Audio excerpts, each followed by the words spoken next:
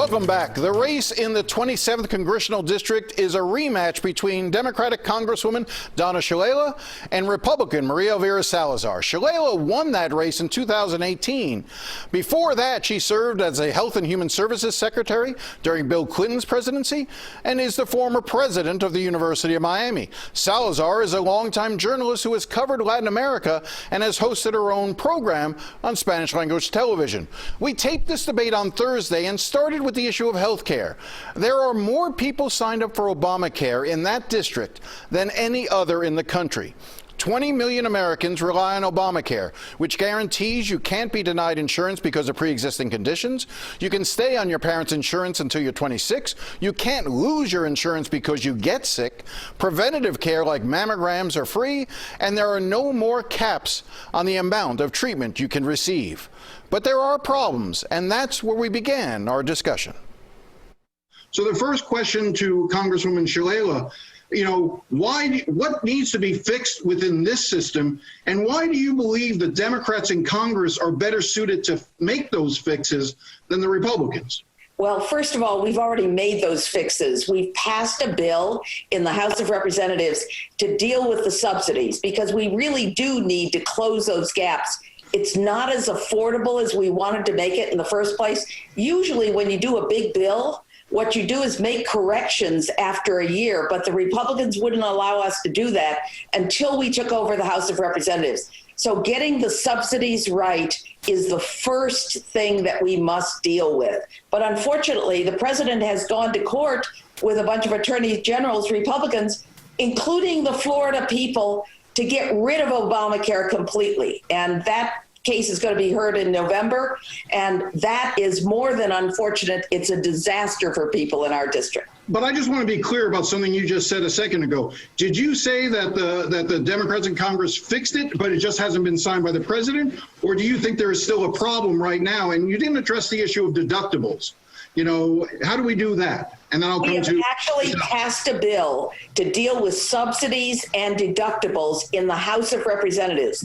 The Senate will not take it up, so that there's no chance that the president will sign it because he wants to get rid of Obamacare. All right, let me bring Ms. Salazar into the conversation. So again, focusing on the issue of the problems with Obamacare. I know you have said that if you like your Obamacare, you can keep your Obamacare. I want to get to that a little bit more in a second. But what are the major fixes that you think needs to take place, or do you scrap the entire system? Thank you for the opportunity of being here with you, Jim. When we hear Ms. Shalala, we are hearing just another career politician.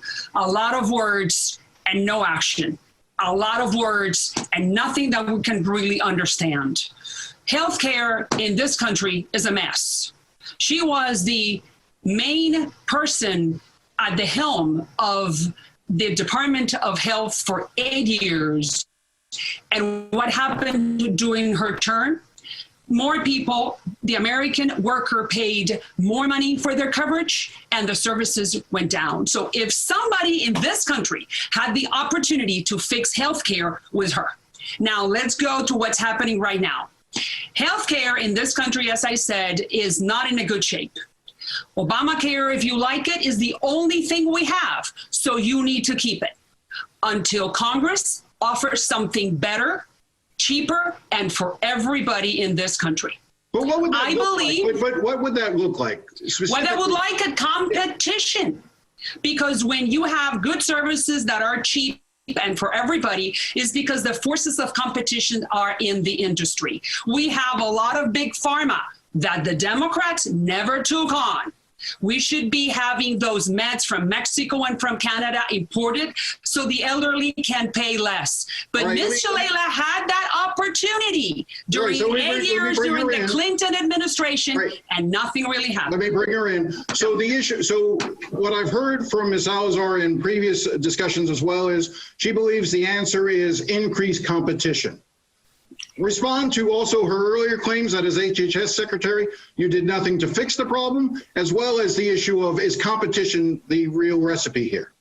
Well, first of all, we have competition in the system, and it did not work in healthcare. That's why we have Obamacare, because we needed a program that would help the middle class and frankly, working people. That's why Obamacare was put in place. As for what I did as HHS secretary, we passed the Children's Health Insurance Plan, which now covers almost 8 million children. And we passed what is now used heavily in Miami, and that is Medicare Advantage, in which 70% of the people in Medicare now get Medicare Advantage, which is a super program for senior citizens. So we actually did a lot of things, including improving healthcare for the disabled. And we made, and as for drugs, let me talk about the drug issue, Jim, because she raised the drug issue. We have passed a bill in the House of Representatives which says exactly what the president said during his last campaign. I want to negotiate directly with Big Pharma. So we passed a bill saying, yes, the President of the United States, the Secretary of HHS, must negotiate directly with Big Pharma to drive down Right, health let me bring Ms. Salazar in. Go. So Obamacare was modeled after the state of Massachusetts, not after Hillary Care that you were the author of with the Secretary of State, Hillary Clinton. We're talking about that during your term, the average American worker lost coverage and had to pay more money. Well, let's go to right now. Let's go to right now. Let's go to right now. Obamacare right now is not perfect, and I repeat it, but it's the only thing we have. So we got to keep it. And I will never vote against it if we do not have something cheaper or better to offer the American worker. Let me just ask you about this. Let's go to iLASIK. But let me just, before you bring in the iLASIK example, you've said numerous times that if you like your Obamacare, you should keep your Obamacare. You realize that may not be up to you because it's in the Supreme Court. Do you disagree with what the Republicans have done, that the Republican president and Republican attorney generals across the country, to try to strike down and repeal Obamacare? Because Republicans haven't offered a replacement option. And I still don't know what that replacement option would be, other than, I know you keep talking about LASIK surgery. How does that apply to this? Laser surgery is a fantastic example to what we're talking about, Jim. LASIK at one point was $20,000, and right now it's $800 because it's highly unregulated and because it's still within the norm, but there is competition. Career politicians like Ms. Shalala, who have been in Washington enriching herself off the regular citizen, have not taken on Big Pharma because everybody is afraid of them. That's why you need term limits so you can have people that will really do the job, not what she's done. So I'm also going to make a decision. I hope it's okay with both of you. I'm going to start referring to each of you as Maria and Donna, if that's permissible, so I don't have to keep doing Congresswoman and Ms. Salazar. Sure. So Donna, the example that she cites of LASIK eye surgery coming down radically, why is that not a model that we could use for the broader healthcare system? In fact, Value Healthcare, initiated under the Obama administration, has all sorts of examples of once you get competition in the system. The Affordable Care Act is delivered by private companies who deliver it on the basis of price and quality. The only difference is that we subsidize working families to be able to afford it. So I believe in competition too, but it has to have a framework that guarantees certain things like basic health care within the framework. But this drug issue is very important because we passed the bill. And what did the administration do? They said we're going to import drugs from Canada, let the Canadians negotiate for us, as opposed to negotiating directly. They're afraid of taking on Big Pharma. Maria, I want to come to you on the question of pre-existing conditions, because that's the hardest thing for insurance companies to cover. What is your plan? Would you, for instance, favor, as other Republicans do, creating high-risk pools? And doesn't that then run the risk of how do you subsidize those? How do you get insurance companies to take people with pre-existing conditions if they're not being required to under the law? That is the law right now. The law says Obamacare, and I repeat it, Obamacare says that you have to cover your kids until 26. I'm not going to go against my own kids. My kids are in my plan. They're 20 and 21. And number two, the pre-existing conditions need to stay because that's the law. All I'm saying is that we got to improve whatever we offer. And we have to come together in Washington, people that really care about the district, not people that are divisive, and people that, Congress people, that can put together a plan that is good for the American worker. We have a very little time in this. I just want to see if I can get a yes or no answer to this question. Was the state of Florida, the state of Florida and the Florida Republican legislature decided not to expand Medicaid under the Obamacare Act? They were one of only 12 states that did not do so. I'm going to start with you, Maria. Was that a mistake? Would you have encouraged Florida to expand Medicaid? Yes or no? I think everybody that needs Medicaid should have Medicaid. And if we would have a better plan than Obamacare, something that is more improved, then those people that will be going, it's not a yes or no answer, because it is. It's more complex than that. If you offer a better care with more competition, people will then leave Obamacare. I'm getting to the punchline. The expansion of Medicaid was a decision that the federal government would pay upwards of 90 or 100%, depending on the year, of the Medicaid coverage for those who qualify for Medicaid. You do not need to expand. You don't need to expand Medicaid if enough people are covered under Obamacare.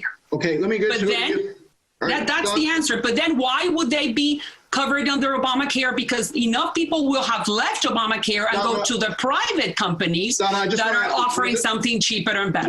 Was it a mistake for the state of Florida not to expand Medicaid? Absolutely. Medicaid is part of Obamacare. The expansion of Medicaid is part of Obamacare. We're talking about Obamacare. 80,000 people in our district would be getting good health insurance today if the Republican legislature and the Republican governor had expanded Obamacare, the Medicaid part of Obamacare. When we come back, I ask them what we need to do about the coronavirus. Now, from CBS 4 News, this is Facing South Florida with Jim DeFede. Welcome back to this special live edition of Facing South Florida. At the bottom of your screen, there is some useful information to help you vote. Now, if you're just joining us, we are in the midst of a debate between Democratic Congresswoman Donna Shalala and her Republican rival, Maria Elvira Salazar, in Florida's 27th Congressional District. We taped the debate on Thursday. In the last segment, we discussed health care. Now we turn to the pandemic, which has devastated South Florida businesses. Businesses are closed, families are struggling to keep up, and thousands have died from the virus. Okay, so let's turn to the issue of the coronavirus and the pandemic. You know, Maria, I want to start with you. The president said recently that, you know, not only would he give himself an A, but when he was asked the question as to what he would do differently, if he could go back in time and do something differently, his response was not much. Do you agree with him? And what things would you do differently in terms of handling the pandemic right now in South Florida? Well, I think that the coronavirus doesn't come with a manual. I have said it before. What we have to do right now is look at the economy. But now that we're talking about coronavirus, the congresswoman that we have on the screen profited from coronavirus. Here we have 550 transactions that she did during her time, and most of them were during the coronavirus, and she did not report this as she needed to. She broke the law twice. And the second time, she broke the law because she did not report a company called Tegna. Tegna, she sold her stocks when she learned that Tegna was coming down because of the coronavirus. The congresswoman. Wait. You're saying that she timed her sale of Tegna stock to the coronavirus, a media company to the coronavirus. Why would a media company stock go down? Call Tegna, and she did not report it for 3 months, while the law says that she has to report it every 45 days. She reported, but even more than that. She did not report 550. But, so she can hear the arguments and the people can hear, because the problem is that the news media does not report on this. And we do not want a corrupt congresswoman representing district number 27. And here is I told you, and here is right here. Here is the proof that if you want to give it to you. Maria, don't. I don't want to get into mute buttons and the rest of it. Donna, did you guys go ahead, Donna? My stock was sold in 2019. There's no question about that. Unfortunately, I missed the deadlines for reporting stock that was sold in 2019. I apologize for it. I paid a small fine and I put it on my website. The Tegna stock, which is a television media stock, 2 small stocks, were inside a mutual fund. My audit found them.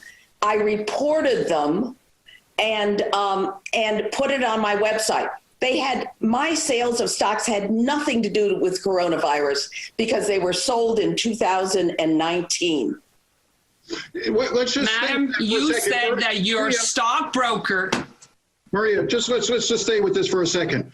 You keep flashing these records. I've seen them as well. Were the stocks not sold in 2019? The reporting may not have occurred until later, but did the overwhelming majority, if not all of those stocks, were sold in 2019? Is that correct?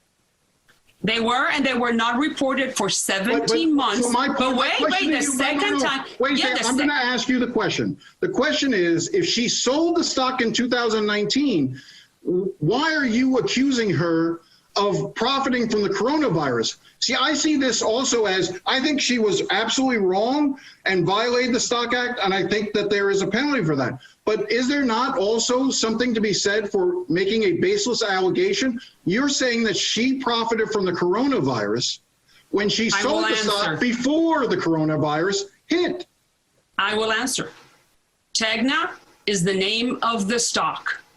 She sold it right before the crisis started. She said her broker did not report because he had gotten the coronavirus. Then she said her attorney didn't report it because he was a rookie. Then she did not report it 3 months after she had to. Those are the facts. So the name of the stock is Tegna. Again, the fact is she did not actually profit from the coronavirus because the stock was sold before the coronavirus, correct? She profited because the company called Tegna could not make a sale because of the coronavirus was hitting. She learned about it. Well, let me finish. She learned about it, and then she dropped her stocks. So she did profit. Those are the facts, and the name is Tegna. Go ahead, Donna. The selling of Tegna stock had nothing to do with my lawyer, had nothing to do with my stockbroker. It wasn't in my stock account. It was in a small retirement account when I retired from Gannett. Gannett became Tegna, and there were 2 little Tegna stocks that the mutual funds sold. I didn't sell, but my audit found it. I took full responsibility. I didn't blame my lawyer. I didn't blame my stockbroker. It's my responsibility. Okay, I'm going to end this portion here. My question was about the coronavirus, which has claimed thousands of lives in Miami-Dade County. And so I'm coming back to you, Maria, for the question I actually asked, which was, President Trump says that he would not have done much different looking back on it. I'm asking you, what would you do as a member of Congress to help folks who are in need here in South Florida during this time when businesses are shutting down and people are losing their lives? Well, what would I do as a congresswoman? I would help them. Since I am not a doctor, I can only help those who, after getting medical help, now need economic help. And that is why I'm concentrating on jobs, and which is something that she hasn't done. What do I want to do? I have said it to you before. I am planning to do an employment division within my congressional office. Why? Because there are thousands of people in 27 that have lost their jobs. They have lost their hours. They want to do how to do something better or learn how to do something better because their industry closed down or their shop closed down. And that's why, and I have it here, there are $550 billion available to people in my district. And that is 23% of that $550 billion are, I got to keep the conversation but moving. this is, I'm answering to you. Okay. Here's my plan. Give people jobs and help the small business. I will bring it up later. Donna, go ahead. First, How would you, what needs to be done for folks, and why hasn't Congress been able to get the newest round of relief passed? we haven't been able to get the newest round of relief passed because the Senate Majority Leader said to the president, do not give us a bill because we will not put it on the floor and vote on it. That's exactly what Mitch McConnell said to the president of the United States. We're very close in the negotiation. We've already done 3 big bills. First, you must starve the virus so that the economy can come back. The economy cannot come back if we have community spread. Our investments have been in both. First, we gave money to our hospitals. We guaranteed that people could get free testing. Then we put money into unemployment. We put money into small businesses. We helped some larger businesses at the same time if they would keep their employees. But first, you have to do the healthcare part. And this president turned a crisis into a tragedy.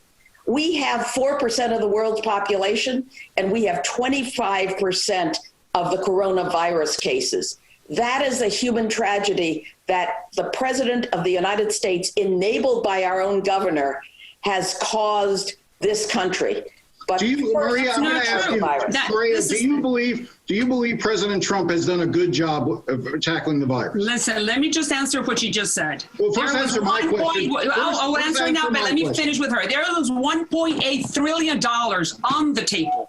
And Nancy Pelosi said in CNN in that very famous interview that she did not want that $1,200 that it was going to get to the American worker, that they need help now, because she did not want, Nancy said it on CNN, she did not want the check to have to bear the name of Trump. Let me ask you again. They are playing politics. Has Donald Trump done a good job with the virus, in your opinion? Listen, the virus doesn't come with a manual. I'm sure that there are many things that could have been done differently. Look at Europe. They locked down. Look at Italy. It's spiking back up. I'm not saying that some things could have been done differently, but now we have a vaccine around the corner. We have more testing. We have more ventilators, and the hospitals are available. Now let's talk about the jobs.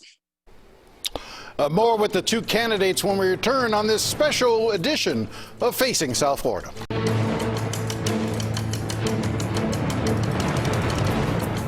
Welcome back to this special one-hour edition of Facing South Florida and the debate between Democratic Congresswoman Donna Shalala and Republican Maria Elvira Salazar. In this block, we covered an array of topics, including the Second Amendment, systemic racism, and the conspiracy theories of QAnon. I want to turn to several other subjects that we haven't had a chance to talk about, and I want to try to keep these moving as quickly as possible. So, Donna, I want to start with you. You're 79 years old. You will turn 80 in February. How long do you envision running for Congress? How many more terms do you think you'll have? And at what point do you think that it's time to say no more? I think I'll know then, but as long as I can continue to be effective for the people in our community, I will serve. And the people will decide whether I still have the skills and the energy to continue. My opponent is in favor of term limits. I'm not in favor of taking power away from the people. I want people to decide that question. So I will continue to serve as long as I can be effective in Washington and serve the people in our community. Maria, I want to ask you a question. I love that answer. She doesn't want people to take power away from her so she can continue enriching herself in the position. Let me ask the question. If you were elected, you will be a freshman member of Congress in the minority party, because there's no scenario in which anyone believes that the Republicans will take over the House. Is it not better to have a member of Congress who has the ear of Nancy Pelosi than, in your case, a freshman who would not have access to the senior Democratic leadership? Listen, I can work for my district like Ms. Shalala has not. you could be very effective as a member of Congress. You can bring those federal dollars that are there. You just need to fight for them. You can be present like Ms. Shalala has not been. Come on Thursday, Friday, Saturday, and Sunday and serve your community and be in Washington Monday, Tuesday, and Wednesday. I will have great possibility of doing a lot of stuff because I care, because I'm going to be here, because I'm going to be opening that office Monday through Sunday. So But everybody that wants to come. How influential will you be in passing legislation and getting things done through Congress as a member of the minority party in the House? Listen, I am going to be a lot more than she has because she has been in the majority and she has not originated any bills because she has been training, because she hasn't been present. So you made the accusation. Donna, go ahead and respond. I certainly have introduced bills, including that drug bill to lower the price of drugs by having the Secretary of HHS negotiate directly with the companies. I passed bipartisan bills on Venezuela, including TPS for Venezuelans, what the president has refused to do. I passed a bill that the president signed, Mario Diaz-Balart, a bipartisan bill to stop the evil Maduro regime from buying military equipment. And I have a series of bills that I've passed. But let me answer the question about not being in the district. I've had 48 town meetings, more than any other congressional person. I come back every weekend and just ask your Republican friends who's on the plane with me. I've had 1,200 individual meetings with constituents. I'm all over the district all the time, and voters go to make that decision. You know, she is being dishonest because social media tells you everywhere. Let me move on because I want to move on to some other subjects. I want to turn to guns. Let me start with you, Donna. Would you support an assault weapons ban and closing some of the gun show loopholes?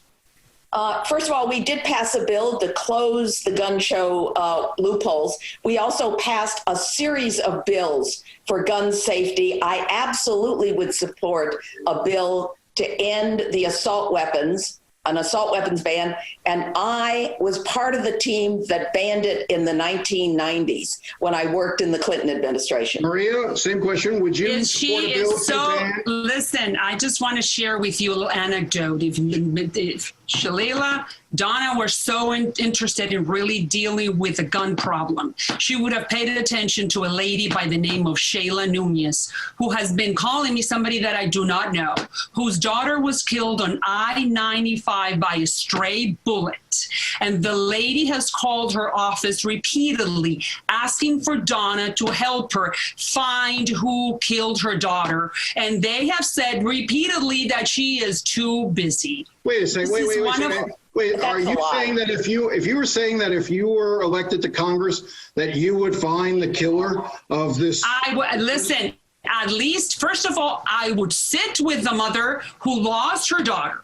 I am not lying because you are a very reputable journalist, should go and talk to this lady by the name of Shayla Nunez, whom I do not know. So she comes to me because I will definitely do everything possible in order to find who killed her daughter. Yes. Let me just ask this, and then I'm going to come to Donna respond. Would you support an assault weapons ban and closing the gun show loophole? Yes or no? I do not want to give a political talking point. I'm going to sit with both sides. I respect the Constitution. I do think that we should follow and implement most of the laws that are on the books that are not being followed. Okay, let me bring Donna in because you made an accusation against her with regard to this woman. Shayla Nunez. I am shocked that you would not support sensible gun safety laws. I'm talking about Shayla Mario Nunez. Diaz-Balart supported sensible. What happened to Shayla Nunez? Shayla Nunez lost her daughter. Don't Call my office. She did call my office, and my staff had extensive conversations with her. Not true. Called my Miami office. Not true. Maria, She is Maria, interviewing We have Maria, documentation Maria. for it because we have records when someone calls. So you're lying. I'm not. Then the mother is lying because we saw the email. I didn't say that. It's despicable that you do not have time to meet with somebody who lost her daughter. Let's move on. Let's talk about. So I want to ask. We'll start with Maria on this one. Is there a systemic problem of racism in this country and in our law enforcement?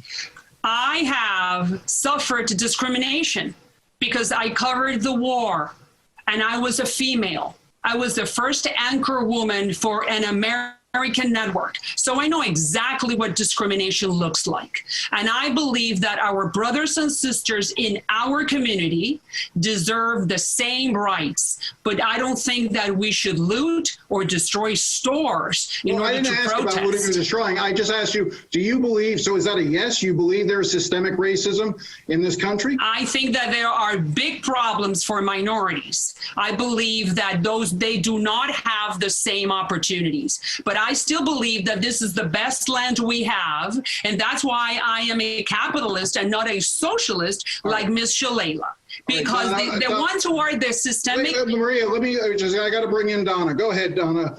So is there systemic racism in this country? And she slipped in the issue about whether or not you're a socialist. Go ahead.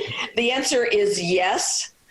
Of course there is. There's extensive racism, sexism in our society, and we need to deal with it up front.